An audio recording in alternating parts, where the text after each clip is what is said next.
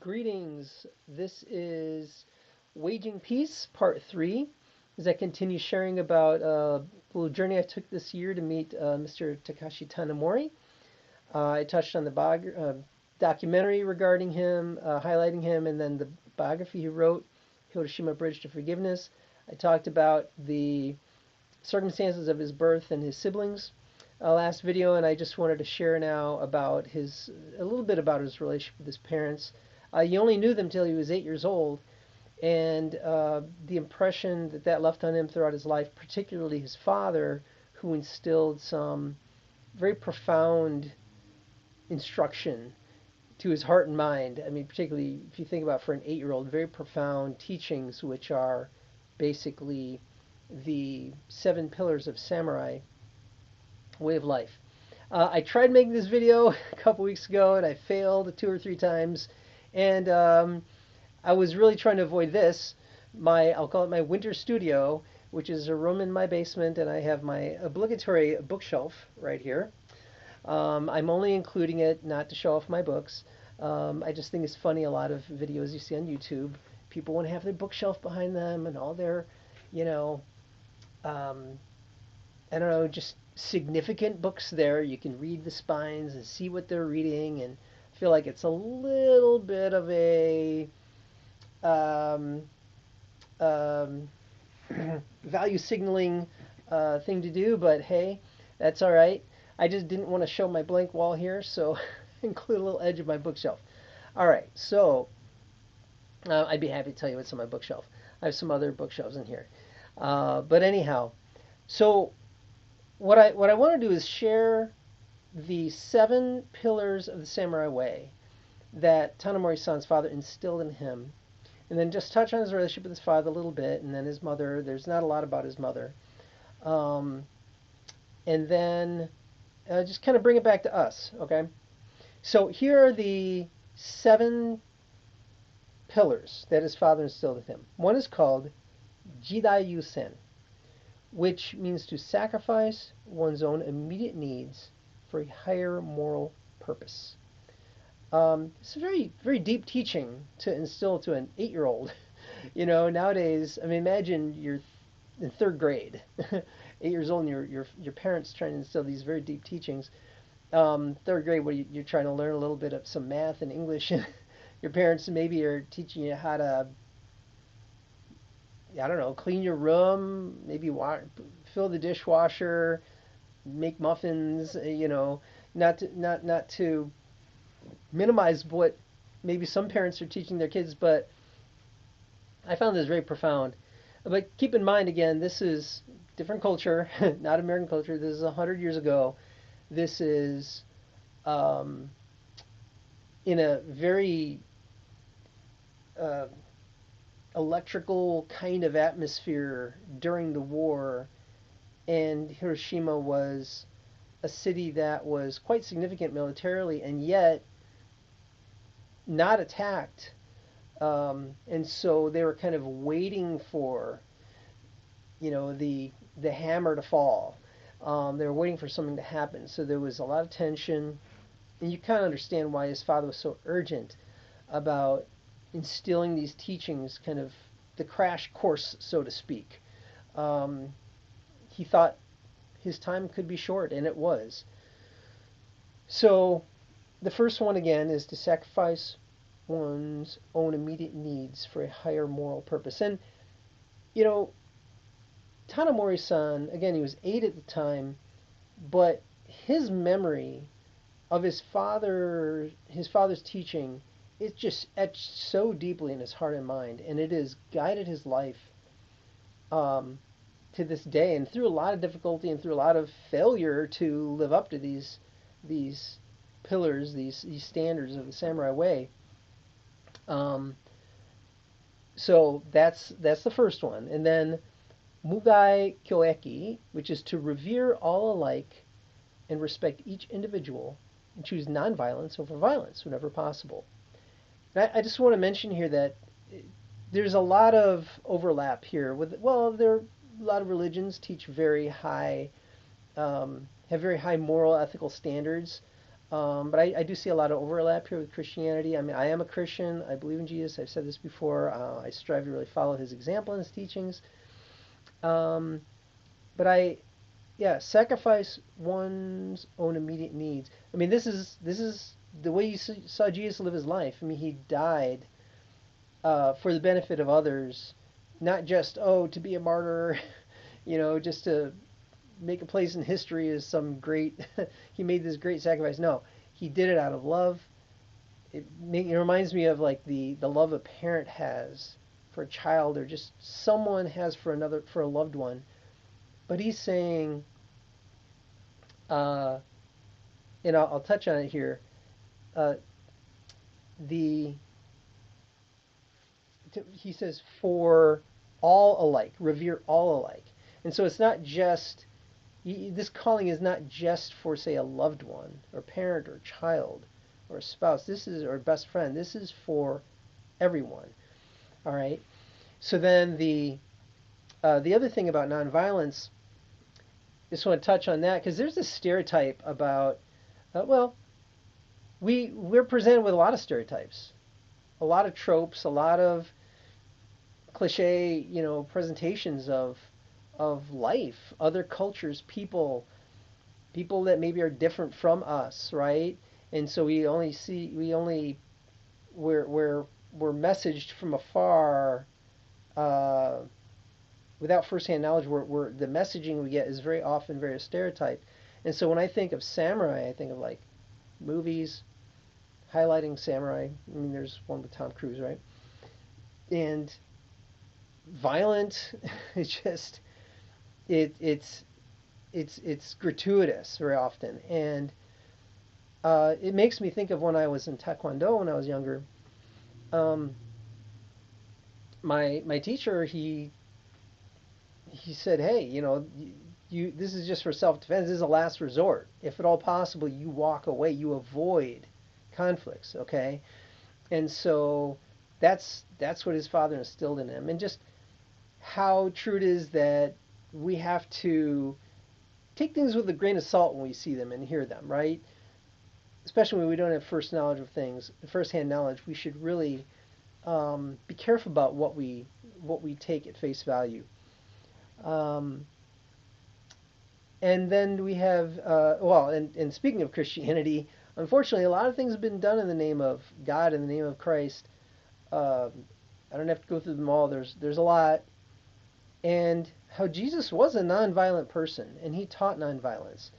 And some people say, oh, there's things such as just war and stuff like that. Well, you know, people can say that, but they shouldn't attach it to Jesus and Christianity because that's not what he taught. He taught turn the other cheek. And that's not just some metaphor, that's not just some um, ideal that's impossible to live up to, because for 2, 3 centuries after that, many Christians died. We would call them martyrs, but they chose nonviolence, and so then they became the victim in the situation. There were some of the earliest martyrs were soldiers who became Christians who would not fight. They wouldn't they wouldn't attack the enemy. They would confess their faith and rather be killed than take another person's life.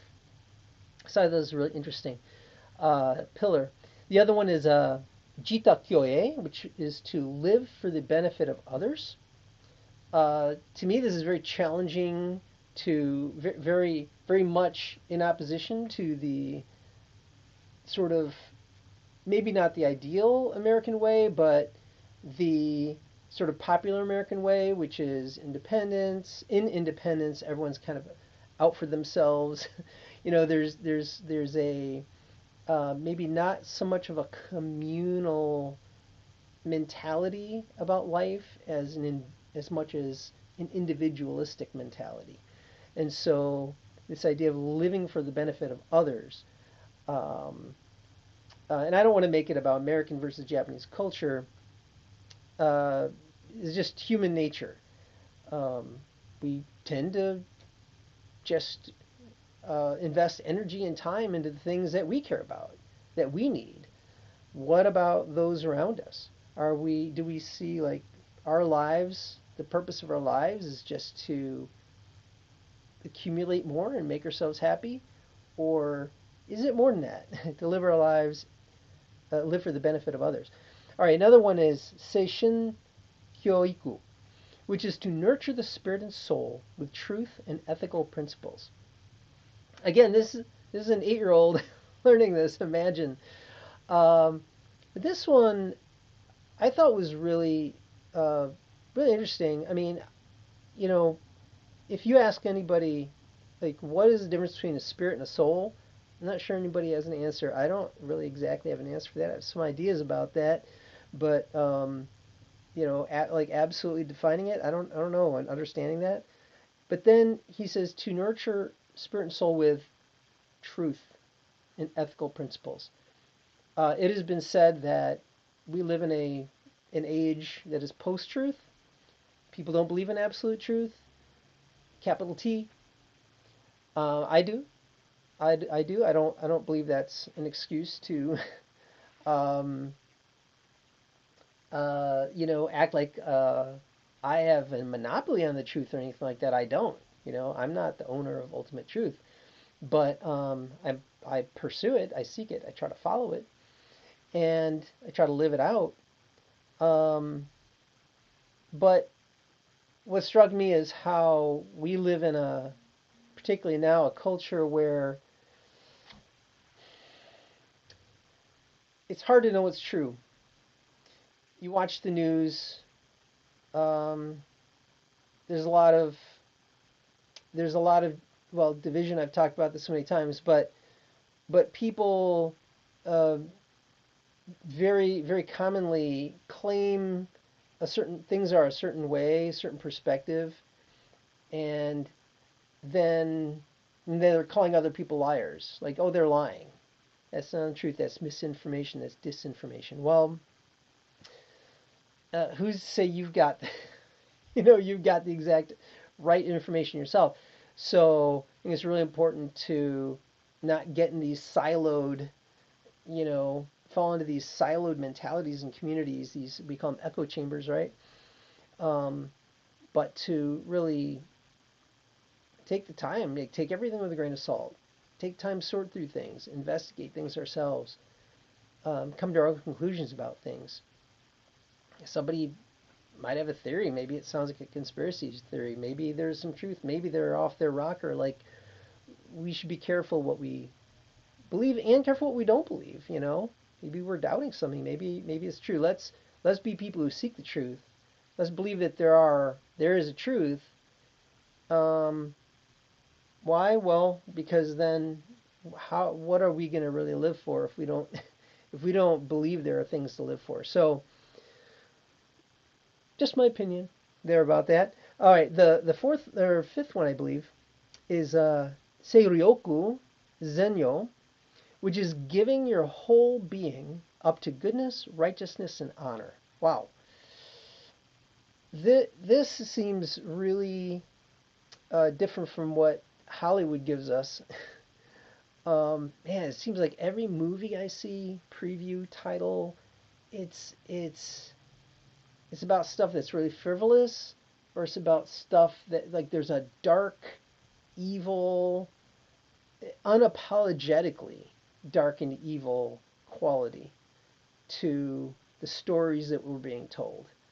Um, I can't tell you how many times we see things presented in a very crude manner, um, violent, again, dark, uh, and so it's just kind of a glorification of those things, or like a deep dive, like an interest in those things, and it just sounds very different from giving your whole being up to goodness, righteousness, and honor.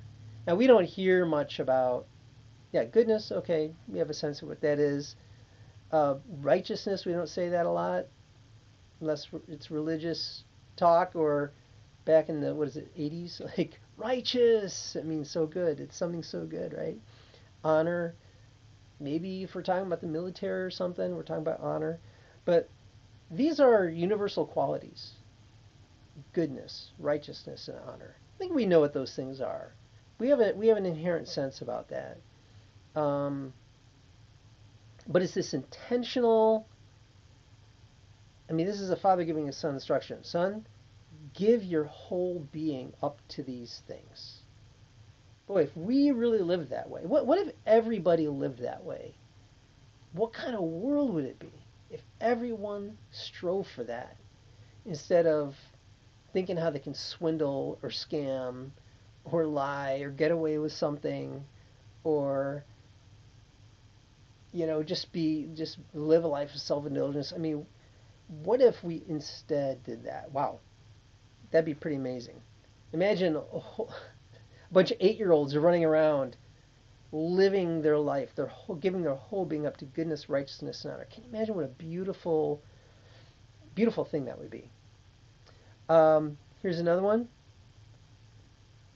I feel like I'm missing. Oh, here we go. Tekii um, Akugyaku. Learning to use misfortune to create good. Well, I think we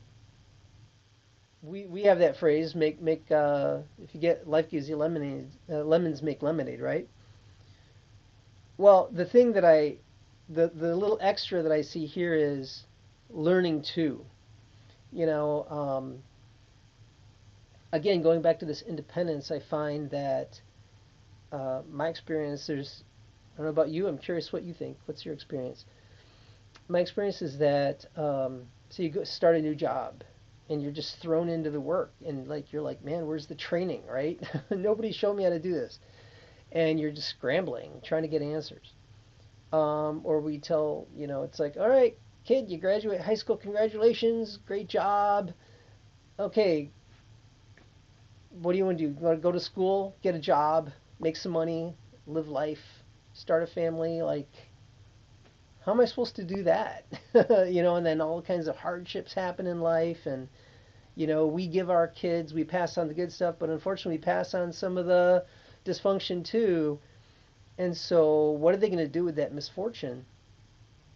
Well, I often hear kind of these like these expectations, just do it, figure it out, you know, um, or just expected to do it, like we can automatically do it, is what I'm saying.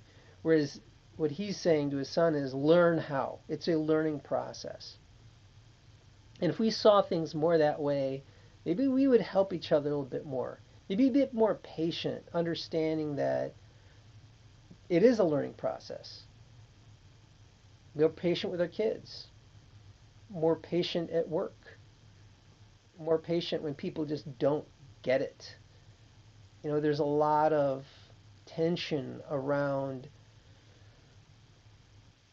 you don't understand me.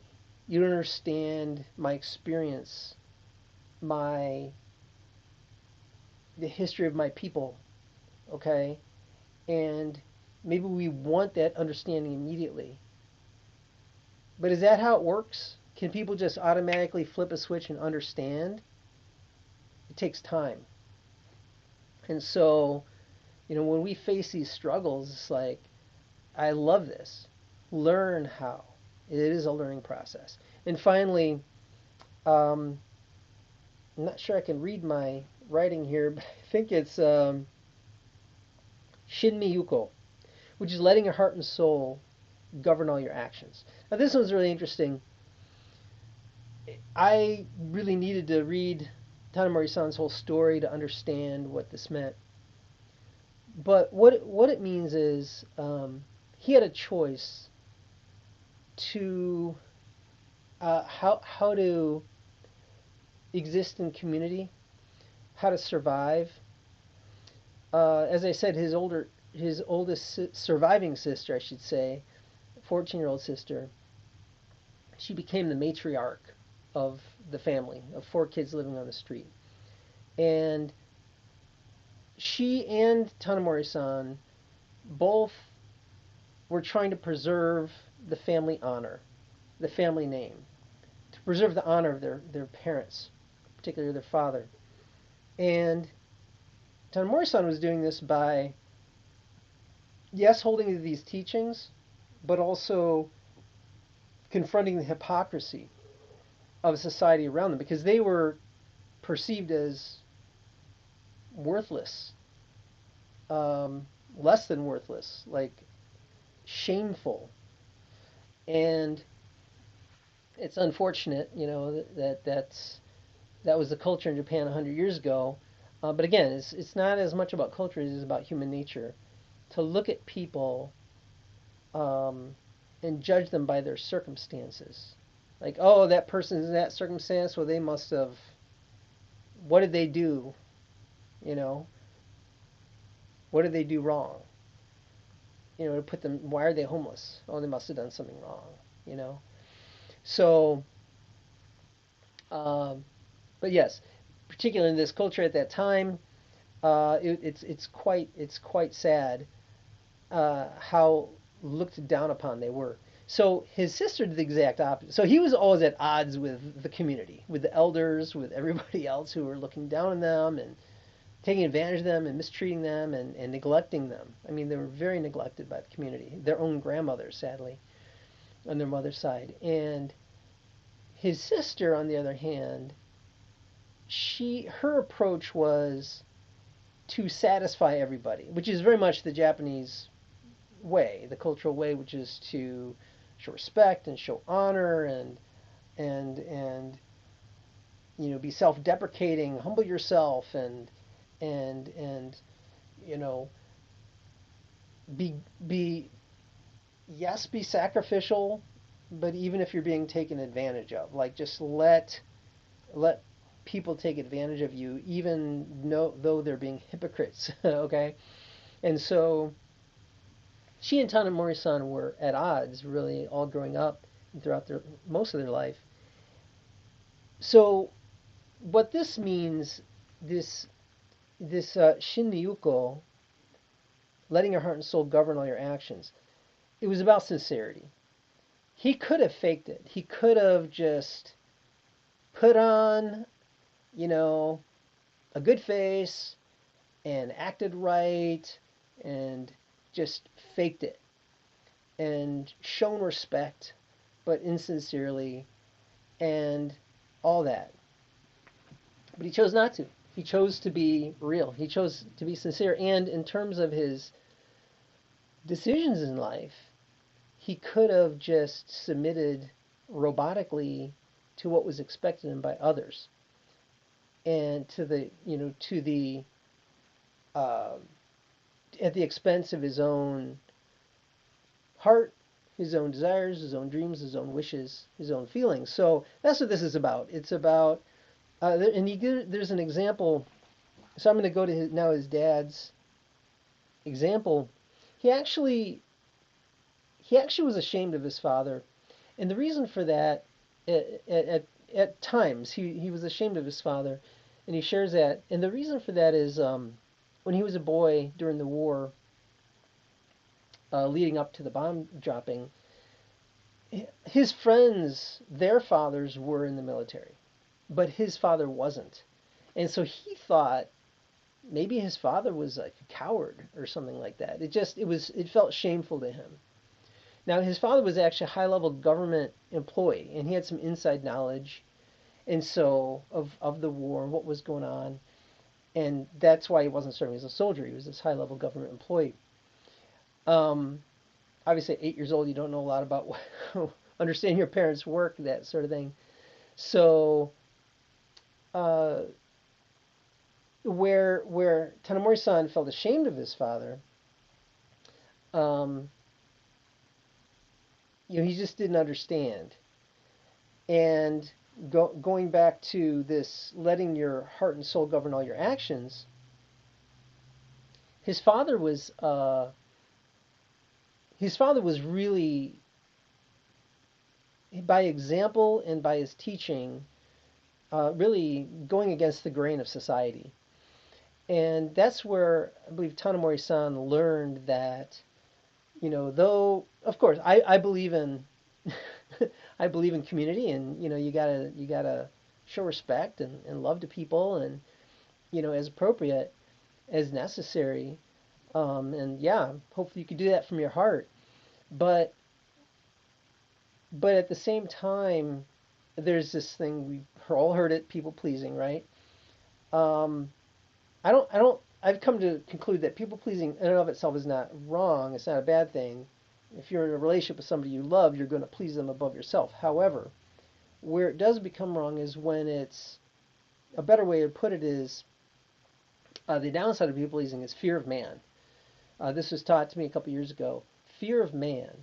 It's it's giving into fear and intimidation, being intimidated by people where you're afraid to say what you really think, afraid to say what you really feel, afraid to do what is really going to bring fulfillment.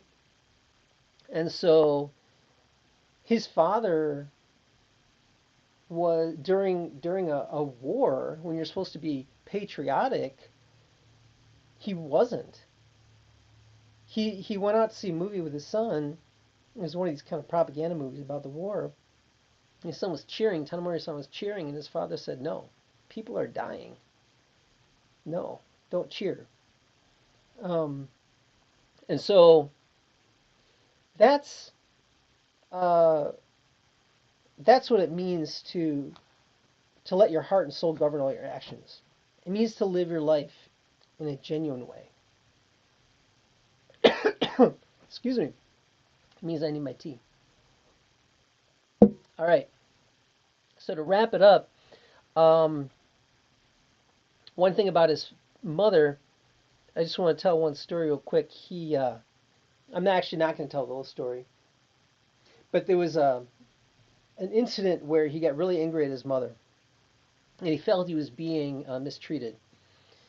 And that night he went to spy on her after everyone went to bed after bedtime. He went to spy on her in the kitchen, assuming she was just going to be um, just stuffing herself with food and being selfish. It had to do with the dinner, and at the expense of everybody else and him. And he just thought she was going to be she was just being selfish.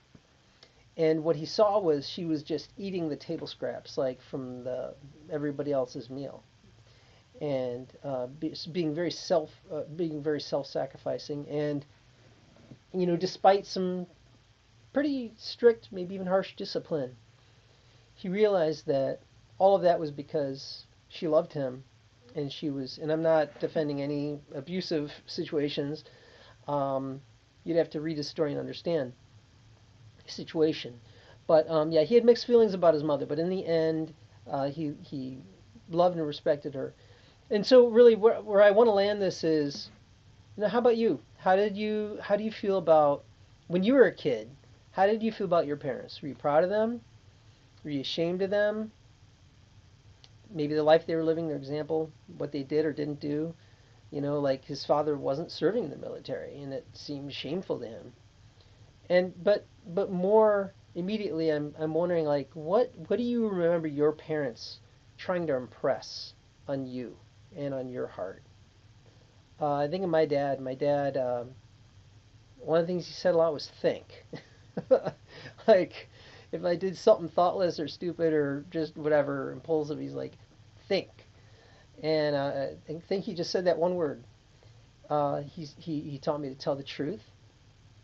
He taught me not to hate. I remember the situation where my brother and I were working at a restaurant. And we were just so, as a stereotypical, like you don't like your manager and you just want to complain. And that's what we were doing. We were complaining about our manager, and we said we hate him. And I remember my dad teaching us, you never hate people. You may not like them, but never hate them. That was I remember that very clearly. Another thing he taught me was to uh, you may not like. We were talking about work. He says you may not like your job. You may not like what you're doing, but do your best at it and enjoy doing your best. Those are just some examples of what my dad taught me that have stayed with me. Um, I'd really love to hear what are some things that your mom or dad or stepdad or step parent or whoever taught you. significant uh, adult figure in your life. I really like to know some things. Going back to the uh, uh, Seiryoku-Zenyo, giving your whole being up to goodness, righteousness, and honor. What are some things? What are some good things, some righteous things, some honorable things that your parents taught you? I'm really curious. Next time.